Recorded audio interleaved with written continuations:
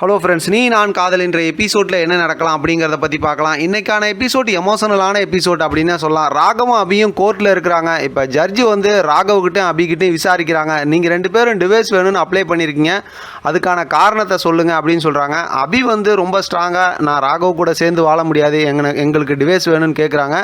ஆனால் ராகவ் வந்து கொஞ்சம் தயங்கி குழப்பமாக தான் பேசுகிறாங்க. அதனால் ஜட்ஜி பல தடவை விசாரித்ததுக்கப்புறம் நீங்கள் 2 பேரும் இன்னும் புரிஞ்சு பிரியத்துக்குண்டான சரியான காரணத்தை சொல்கிறதுக்கு உங்களுக்கு கால அவகாசம் தேவைப்படுது, அதனால் 6 மாதம் டைம் எடுத்துக்குங்க அப்படிங்கிற மாதிரி சொல்லி அவங்கள அமுச்சு விட்டுறாங்க. வெளியில் வந்ததுக்கப்புறம் பார்த்தோம்னா அபியோட அப்பா எல்லாத்திட்டையும் மன்னிப்பு கேட்குறாங்க.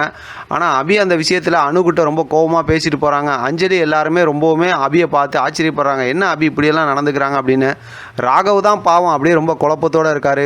இங்கே வீட்டுக்கு வந்ததுக்கப்புறம் ரூமுக்கு வந்து இப்போ அபி ராகவ்கிட்ட அந்த மாதிரியே கோவத்தோடு பேசுகிறாங்க. ஆனால் ராகவ் வந்து ரொம்ப கோவத்தோட நான் உன்னை பிரிஞ்சுலாம் போக முடியாது, என்னால் அந்த மாதிரிலாம் ரீசன்லாம் சொல்ல முடியாது அப்படிங்கிற மாதிரி சொல்கிறாங்க.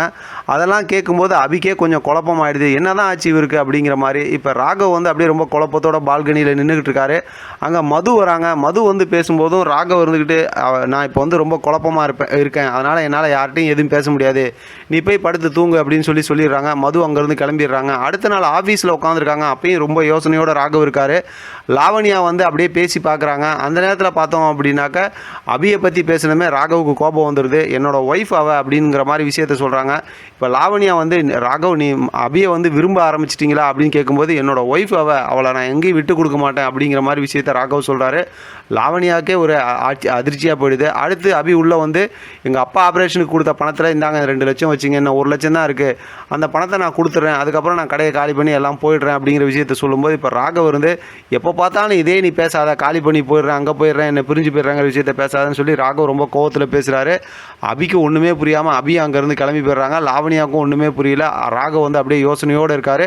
அதோடு பார்த்தா இன்றைக்கான எபிசோட் முடிச்சிருக்காங்க. ஆக மொத்தத்தில் ராகவ் வந்து இன்னும் அபியை பிரிய முடியாமல் அந்த விஷயத்தில் எதுவும் கரெக்டான முடிவு சொல்ல முடியாமல் ரொம்ப குழப்பத்தில் இருக்கார். அபிக்கு அதனால் பெரிய குழப்பம் வந்துருச்சு. அது விஷயமாக பார்த்தோம்னா அடுத்தடுத்து ப்ரொமோ காட்டுறாங்க. இன்றைக்கான எபிசோட் லாஸ்ட்லேயும் ஒரு சூப்பரான ஒரு குட்டி ப்ரொமோ காட்டியிருக்காங்க.